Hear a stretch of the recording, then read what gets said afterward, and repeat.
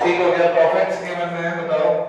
जो है 17-18 के 4 लाख, 17-18 के 4 lakh, 4 lakh, including abnormal gain of 50,000, including क्या इंक्लूड है? एबनॉर्मल गेन और 50,000।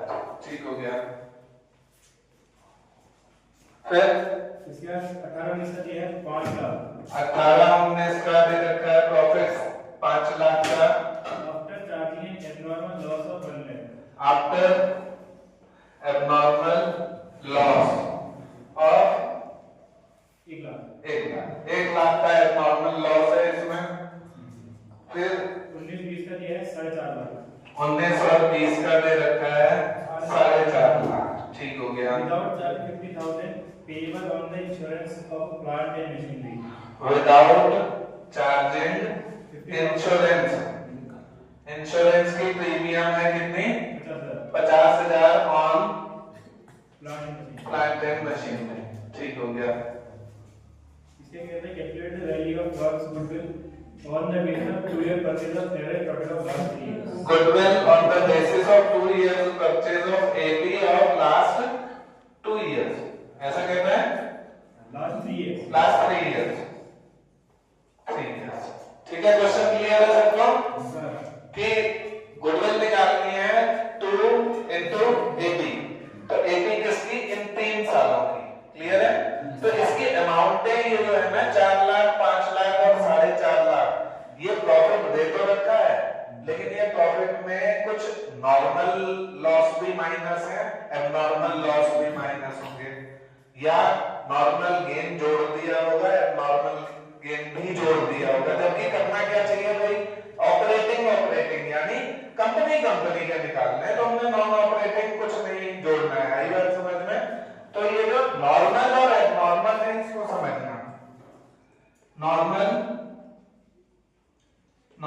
लॉस, एबनॉर्मल लॉस, फिर है normal gain, abnormal, very good, abnormal.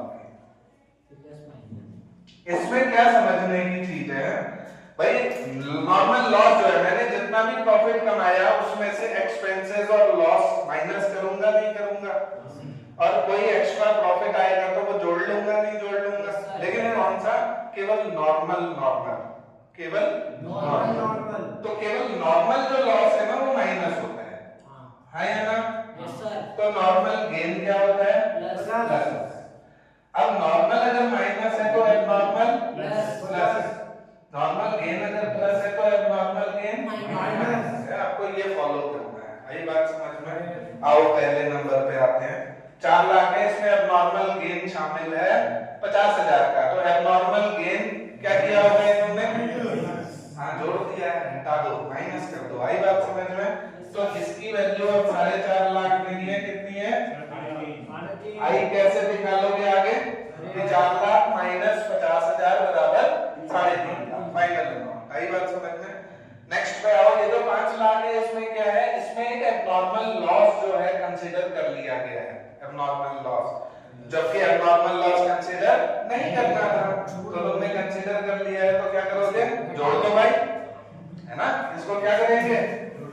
आई बात समझ में? एबनॉर्मल लॉस है तो जोड़ देंगे। तुम्हें बस ये फंडा फॉलो करना है, ज्यादा लफड़े में नहीं पड़ना है। इसको समझो, अगर एबनॉर्मल लॉस है जोड़ दो, नॉर्मल लॉस है हटा दो। ठीक है, इतने से काम हो जाएगा तुम्हारा। ठीक है, तो ये कितना हो गया? जोड़ना है इसको, जोड़ के इसको कहो कितना?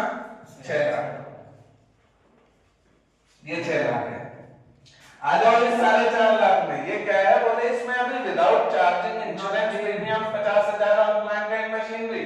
प्लांट एंड मशीनरी जो तुम्हारी बिजनेस चला रही है, उस प्लांट एंड मशीनरी का बीमा करा रहे हो, तुम बताओ नॉर्मल है या एबनॉर्मल है?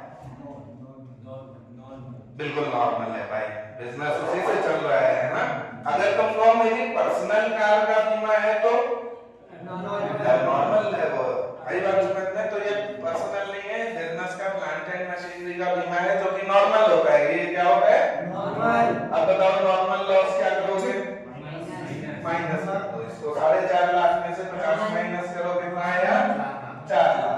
अब तुम्हें 3 सालों का ये मिल गया 6 लाख, 4 लाख और 3.5 लाख, कितना हुआ?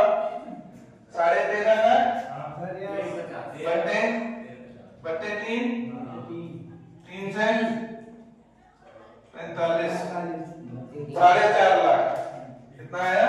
4.5 लाख। हाँ, एवरेज जो प्रॉफिट है इन 4 सालों का वो एक्चुअली में नॉर्मल जो प्रॉफिट है वो 4.5 लाख है। ये नॉर्मल प्रॉफिट नहीं है, इसमें कुछ अबनॉर्मल शामिल भी हो सकता है, कुछ नहीं भी ऐसी चीज है जो नहीं होनी चाहिए वो रखी है, जो होनी चाहिए वो नहीं हो रखी है ना, उसको कंसीडर करके अब तुम्हारा ये एक्चुअल नॉर्मल प्रॉफिट है। आई बात समझ में? तो इसको क्या कर दोगे? 2 into 4.5 lakh, answer is 9 lakh. Yes और नो? Yes sir.